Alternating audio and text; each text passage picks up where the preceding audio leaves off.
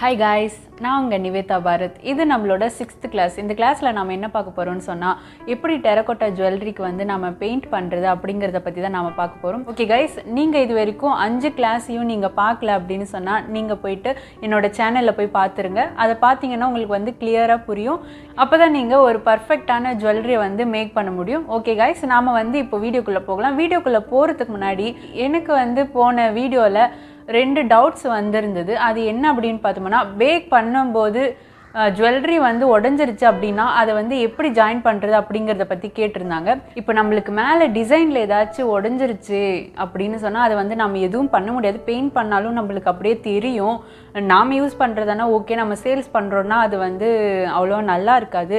அதுவே பேக் சைடில் வந்து நம்மளுக்கு உடஞ்சிருச்சு அப்படின்னு சொன்னால் அதை வந்து கம் யூஸ் பண்ணி நம்ம வந்து ஸ்டிக் பண்ணிக்கலாம். அது ப்ராப்ளம் இல்லை. எப்பயாச்சும் உங்களுக்கு என்னோட ஜுவல்ஸும் நிறைய உடஞ்சிருக்கு, இதுக்கு மேலே ஏதாச்சும் உடஞ்சிச்சு அப்படின்னு சொன்னால் உங்களுக்கு வந்து அதை நான் வீடியோ போடுறேன் எப்படி அதை ஸ்டிக் பண்ணுறது அப்படின்ட்டு.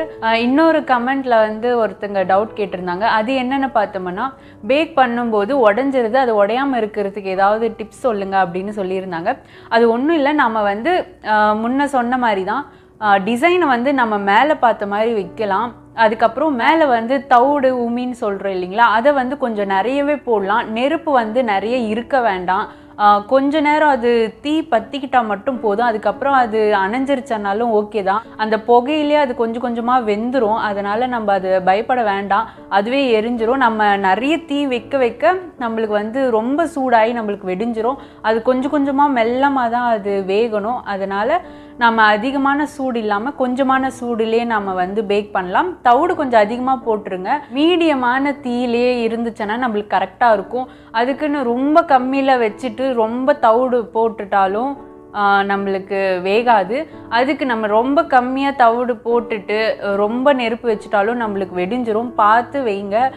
ஒரு டைம் நீங்கள் சிம்பிளான ஏதாவது ஒரு இயரிங்ஸ் மட்டுமாச்சு செஞ்சுட்டு நீங்கள் ட்ரை பண்ணி பாருங்கள். அது உங்களுக்கு உடையாமல் வந்துருச்சு அப்படின்னா அதே போல் நீங்கள் ஃபாலோ பண்ணிக்கோங்க, கரெக்டாக இருக்கும். ஓகே கைஸ், இப்போ வந்து நாம் எப்படி பெயிண்ட் பண்ணுறது அப்படிங்கிறத வந்து பார்க்கலாம். இதே போல் இதுலேயும் உங்களுக்கு டவுட்ஸ் இருந்துச்சு அப்படின்னு சொன்னாலும் நீங்கள் கமெண்ட்டில் கேளுங்க, உங்களுக்கு நான் கிளாரிஃபை பண்ணி விடுறேன்.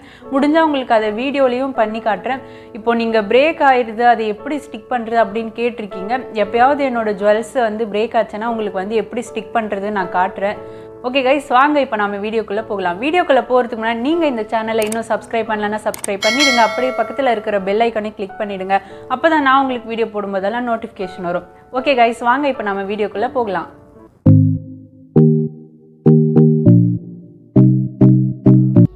ஓகே கைஸ், நாம் வந்து இப்போது 3 கலர் எடுத்துக்கலாம்.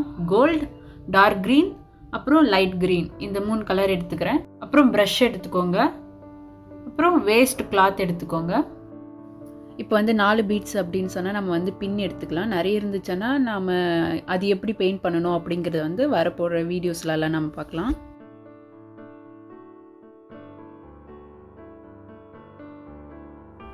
இப்போ வந்து நாம் டாலருக்கு பெயிண்ட் பண்ணலாம். பொறுமையாக பெயிண்ட் பண்ணணும், அப்போ தான் நம்மளுக்கு கரெக்டாக வரும். உங்களுக்கு என்ன கலர் வேணுமோ அந்த கலரில் பெயிண்ட் பண்ணிக்கோங்க. இந்த பெயிண்ட் பண்ணுறதுல ஏதாச்சும் டவுட்ஸ் இருந்துச்சு அப்படின்னாலும் கீழே கமெண்ட்டில் கேளுங்க.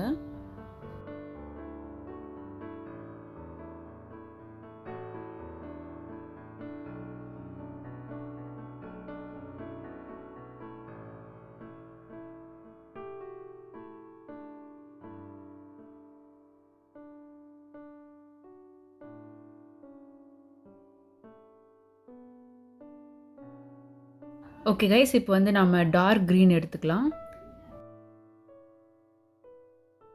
உங்களுக்கு ஜுவல்லரி வந்து பிரேக் ஆகாமல் இருக்கணும் அப்படின்னு சொன்னால் நீங்கள் வந்து டிசைன் மேலே பார்த்த மாதிரி வைங்க முடிஞ்ச அளவுக்கு. ஏன் அப்படி சொல்கிறேன்னா, நான் பேக் பண்ணும்போது எனக்கு டிசைனில் எந்த ஒரு பிரேக்கும் ஆனது கிடையாது.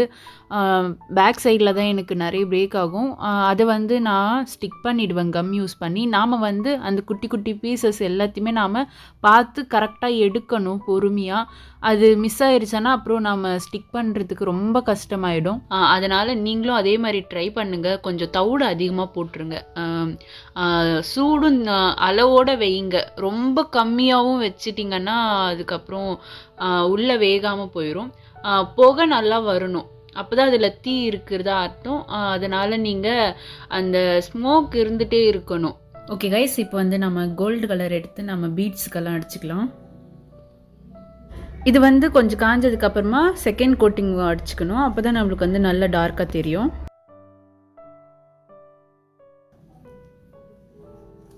இப்போ வந்து நாம் லைட் க்ரீன் எடுத்து நாம் இதுக்கு அடிச்சுக்கலாம்.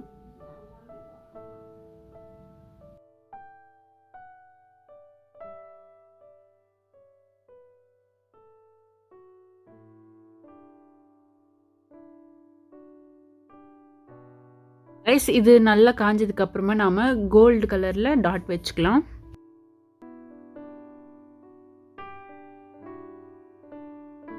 இது வந்து நல்லா காஞ்சதுக்கு அப்புறமா சைட்லயும் அதுக்கப்புறம் பேக் சைட்லயும் நம்ம பெயிண்ட் பண்ணிக்கலாம்.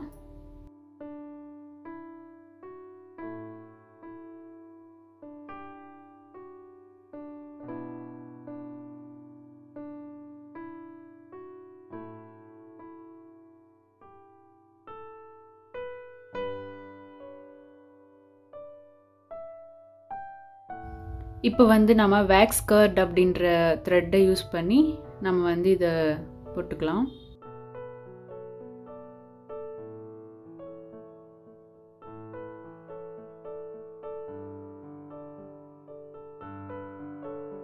இந்த பீட்ஸ் எல்லாம் நம்மளுக்கு சைடில் மூவ் ஆகாமல் இருக்கிறதுக்கு நாம் 2 சைடும் நாட் போட்டுக்கலாம்.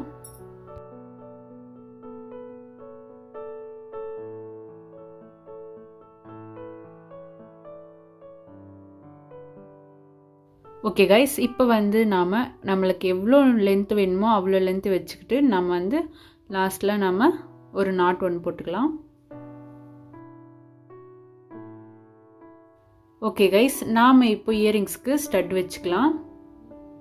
நான் வந்து E6000 அப்படிங்கிற கம்மை யூஸ் பண்ணுவேன். இது வந்து ரொம்ப ஸ்ட்ராங்காக இருக்கும். இதை வந்து லைட்டாக எடுத்துக்கிட்டாவே ஓகே. இதை வந்து லைட்டாக எடுத்து நம்ம இயரிங்ஸில் ஸ்டிக் பண்ணிக்கலாம். இதை வந்து ஒரு 1/2 hour நல்லா ட்ரை ஆக விடலாம். அப்போ தான் கரெக்டாக இருக்கும்.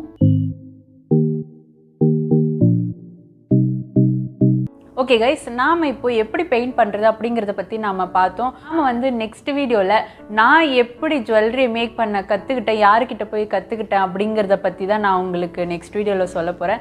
ஓகே கைஸ், இந்த வீடியோ உங்களுக்கு பிடிச்சிருந்துச்சுன்னா லைக் பண்ணுங்கள், உங்கள் ஃப்ரெண்ட்ஸுக்கு ஷேர் பண்ணுங்கள். ஏதாவது டவுட்ஸ் இருந்துச்சுன்னா கீழே கமெண்ட் பண்ணுங்கள், நான் உங்களுக்கு வந்து கிளாரிஃபை பண்ணி விடுறேன். ஓகே கைஸ், இது வரைக்கும் என் வீடியோ பார்த்தவங்க எல்லாருக்கும் தேங்க்யூ, பாய்.